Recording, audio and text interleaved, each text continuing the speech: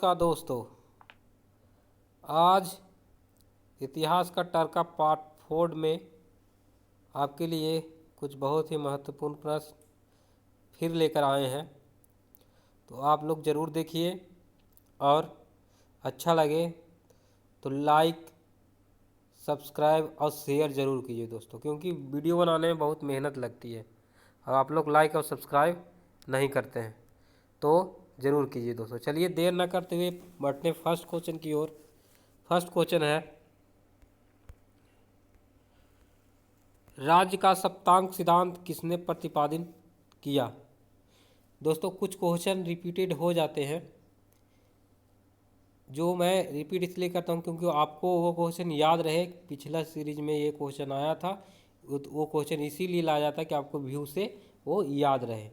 तो इसका राज्य का सप्तांक सिद्धांत किसने प्रतिपादित किया, पहले ही क्वेश्चन आ चुका है। इसका करेक्ट आंसर हो जाएगा ए, कौटिल्य हो जाएगा। कौटिल्य ने अर्थशास्त्र में अपना ये राज्य का सप्तांक सिद्धांत प्रतिपादित किया था। सेकंड क्वेश्चन की ओर बढ़ते हैं। हड़प्पा वासियों ने गहन मोहरों का प्रयोग किया किसके लिए। ये है एक निर्यात वस्तु के रूप में, सिक्के के जगह एक्सचेंज माध्यम में, बुरी आत्माओं को भगाने और ताबीज के रूप में, डी है उनके माल और संपत्ति के अंकन में। तो इसका करेक्ट आंसर हो जाएगा डी, उनके माल और संपत्ति के अंकन में हड़प्पा वासियों ने गहन मोहरों का प्रयोग किया था। गहन बहुत गहरा मोहरों का प्रयोग किया था। ठीक है, चलिए अगला क्वेश्चन है, मथुरा के कला स्कूल में मूर्तियां बनाने के लिए किसका प्रयोग किया गया है। ए है संगमरमर का, बी है स्टोन का, सी है ग्रेनाइट का, डी है लाल बालू के पत्थर का। तब मथुरा के कला स्कूल की स्थापना जो हुआ था, ये पहली सदी में हुआ था। पहली सदी में हुआ था। इसमें मूर्तियां बनाने में प्रयोग हुआ था, लाल बालू के पत्थर का प्रयुक्त हुआ था। तो इसके लिए पर्याप्त आंसर है डी, लाल बालू का पत्थर। ठीक है, अगला क्वेश्चन की ओर बढ़ते हैं। कौन सा प्राचीन नाट्य वसुमित्र द्वारा यमुनों पर विजय के संबंध में है। तो ये है रघुवंश, मालिका, अग्निमित्र, हर्षचरित, डी है इनमें से कोई नहीं। तो इसका करेक्ट आंसर हो जाएगा मालविका अग्निमित्र। इसी में वसुमित्र ने यमुनों पर विजय के संबंध में लिखा है। अगला क्वेश्चन है, ये भी रिपीटेड क्वेश्चन है, विंध्य शक्ति ने किस वंश की स्थापना की। तो दोस्तों आप बताइएगा, ये हो जाएगा आपका करेक्ट आंसर ए, वाकाटक। ठीक है, चलिए अगला क्वेश्चन की बढ़ते हैं। अगला क्वेश्चन है, ज़्यादातर कुषाण यवनों ने हिंदू धर्म के बजाय बौद्ध धर्म को अपनाया, इसका क्या कारण था। एक ए में है बौद्ध धर्म ने हिंदू धर्म का स्थान ग्रहण कर लिया, बी में है बौद्ध धर्म अपनाने से पहले हिंसा त्यागनी पड़ती थी, सी है हिंदू धर्म जाति आधारित था और इसी कारण इन्हें पसंद नहीं था, डी है बौद्ध धर्म अपनाने का भारतीय समाज तक पहुंच बनाना आसान था। तो इसका करेक्ट आंसर हो जाएगा डी, बौद्ध धर्म अपनाने के बाद भारतीय समाज तक पहुंच बनाना आसान था। ठीक है, इसीलिए कुषाण यवनों ने हिंदुओं के बजाय बौद्ध धर्म को अपनाया। ठीक है, चलिए अगला क्वेश्चन की बढ़ते हैं। अगला क्वेश्चन है, निष्क नामक आदान प्रदान का साधन कब प्रयोग किया जाता था। ए है वैदिक काल में, बी है मौर्य काल में, सी है गुप्त काल में, डी है संगम काल में। तो इसका करेक्ट आंसर हो जाएगा वैदिक काल में। निष्क नामक जो है आदान प्रदान का साधन था इस समय वैदिक काल में निष्क। चलिए अगला क्वेश्चन की बढ़ते हैं। अगला क्वेश्चन है, नालंदा तथा विक्रमशिला विश्वविद्यालय के बारे में निम्न कथनों पर विचार कीजिए। पहला, नालंदा और विक्रमशिला विश्वविद्यालय पाल वंश के द्वारा स्थापित हुआ था। तो ये है सही है, पाल वंश के दौरान ही स्थापित हुआ था। नालंदा विक्रमशिला विश्वविद्यालय गौरी वंश के दौरान नष्ट हुआ था, तो ये भी सही है। इन्हें मोहम्मद गौरी वंश के समय ही इसको नष्ट किया गया था। इसका करेक्ट आंसर हो जाएगा 1 और 2 सी। ठीक है, अगला क्वेश्चन बढ़ते हैं। मौर्य वंश के अंत के बाद भारत में किस वंश ने शांति और स्थिरता दी? ए है सातवाहन, बी है वाकाटक, सी है गुप्त और डी है सुगवंश। तो इसका करेक्ट आंसर हो जाएगा ए सातवाहन ने मौर्य वंश, ये आया सातवाहन मौर्य वंश के अंत के बाद सुगवंश शुरू हुआ, किंतु पुष्यमित्र, शुंग और अग्निमित्र के बाद कमजोर हो गया ये। ठीक है, तो यहाँ जो है सातवाहन राजाओं ने भारत में शांति और अस्थिरता स्थापित की मौर्य वंश के बाद। ठीक है, चलिए अगला क्वेश्चन है। भारत में 4 कोनों पर 4 मठ की स्थापना किसने की? तो वो है आपका, ये है शंकराचार्य, माधवाचार्य, भास्कराचार्य, रामानुजाचार्य। तो करेक्ट आंसर हो जाएगा शंकराचार्य। 4 मठों का इन्होंने ही स्थापना किया था। अगला क्वेश्चन है, भरत वंश कहाँ का माना जाता है? पंजाब का, राजस्थान का, हरियाणा का, उत्तराखंड का। तो इसका करेक्ट आंसर हो जाएगा सी हरियाणा का। भारत वंश आधुनिक हरियाणा का माना जाता है। ठीक है, अगला क्वेश्चन है, सिंधु घाटी सभ्यता के कौन से 2 नगर घग्गर नदी के किनारे स्थित हैं? ए है हड़प्पा राजौरी, बी है हड़प्पा मोहनजोदड़ो, सी है लोथल सुतकोटदा, डी है कालीबंगा और बनावली। तो इसका करेक्ट आंसर हो जाएगा कालीबंगा और बनावली, जो है घग्गर नदी के किनारे स्थित है। अगला क्वेश्चन है, कौन सा जो है मिलान सही नहीं है? ए मिलिंद हो बौद्ध धर्म से, बी तत्वार्थ आगमन वैष्णव धर्म से, सी महापुराण जैन धर्म से और डी सब सही है। तो इसका करेक्ट आंसर हो जाएगा, सही नहीं है, वो है तत्वार्थ आगमन वैष्णव धर्म से संबंधित नहीं थे।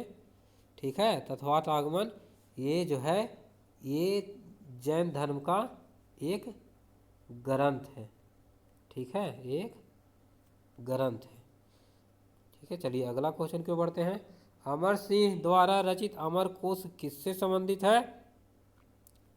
ए कविता से, कोश रचना से, युद्ध से, व्याकरण से। तो इसका करेक्ट आंसर हो जाएगा बी कोश रचना से।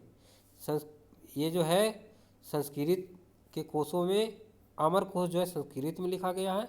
इसकी रचना अमर सिंह ने किया था। ये बहुत लोकप्रिय और प्रसिद्ध हुआ था अपने समय में। ठीक है, चलिए अगला क्वेश्चन है, किस युग में मानव भोजन संग्रह करने लगा? पहला पूरा पाषाण युग में, बी मध्य पाषाण युग में, सी नवपाषाण युग में, डी कोई नहीं।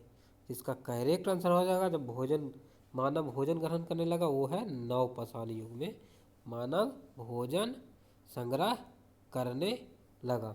चलिए अगला क्वेश्चन की ओर बढ़ते हैं।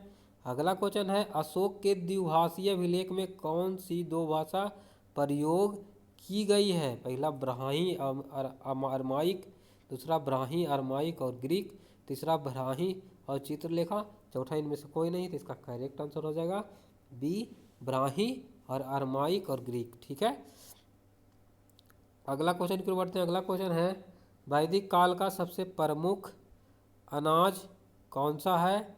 ए है गेहूँ, बी है जौ, सी है चावल, डी है मक्का। तो इसका करेक्ट आंसर हो जाएगा बी जौ। अगला क्वेश्चन है, प्राचीन भारत की मंदिर निर्माण कला ऐहोल किस शासक से संबंधित है? पहला चालुक्य, दूसरा मौर्य काल, तीसरा चोल वंश, चौथा नंद वंश। तो इसका करेक्ट आंसर हो जाएगा चालुक्य। ऐहोल अभिलेख जो है एक ऐहोल कर्नाटक में मंदिर का एक गांव है वहाँ चालुक्यों ने इसको बनाया था। ठीक है, चलिए अगला क्वेश्चन है, मौर्य काल में भवन निर्माण के लिए किसका प्रयोग किया जाता है था? ए लकड़ी का, बी ईंट का, सी पत्थर का, डी इनमें से कोई नहीं का। तो इसके लिए करेक्ट आंसर हो जाएगा ए लकड़ी का। अगला क्वेश्चन को बढ़ते हैं, निम्नलिखित में से कौन वैदिक साहित्य से संबंधित हैं? पहला धर्मसूत्र, दूसरा अंगकर सूत्र, तीसरा अब्दमक सूत्र। तो इसका करेक्ट आंसर हो जाएगा केवल एक जो है धर्मसूत्र से संबंधित है। ठीक है, धर्मसूत्र वैदिक साहित्य है एक।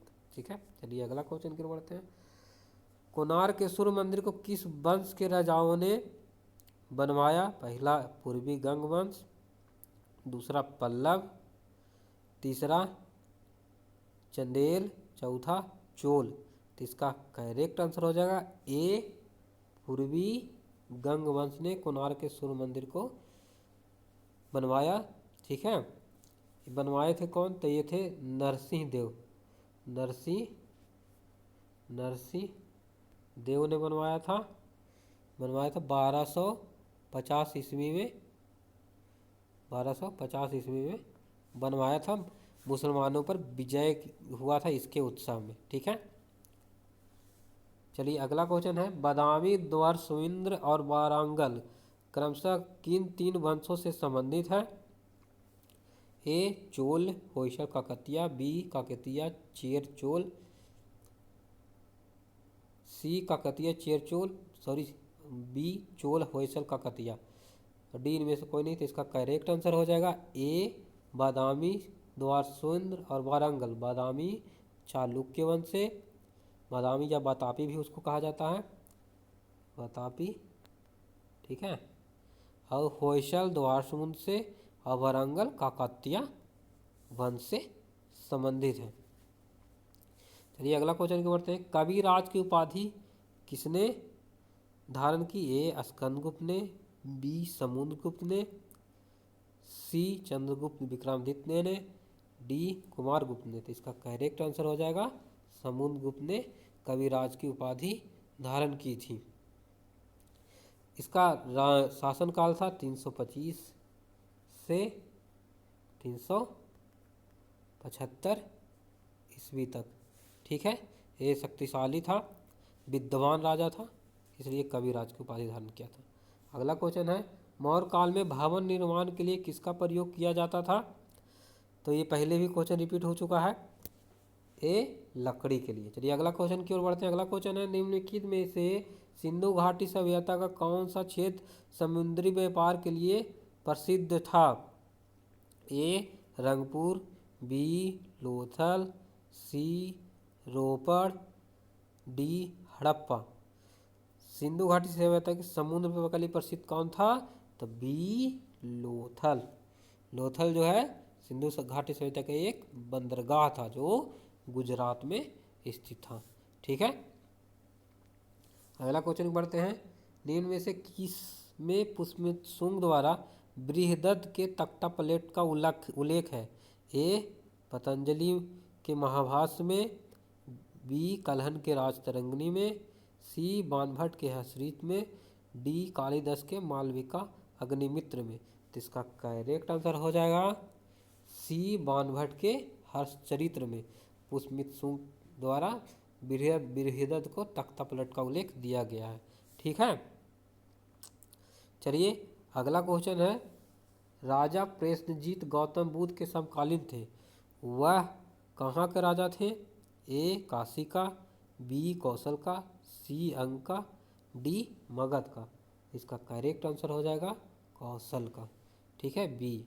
अगला क्वेश्चन है, मोहनजोदड़ो से प्राप्त पशुपतिनाथ की मोहर में पशुपतिनाथ में निम्न गुण हैं? ए हठ योग की मुद्रा में, बी जानवरों से घिरे हुए, तीसरा कमल पर बैठे हुए।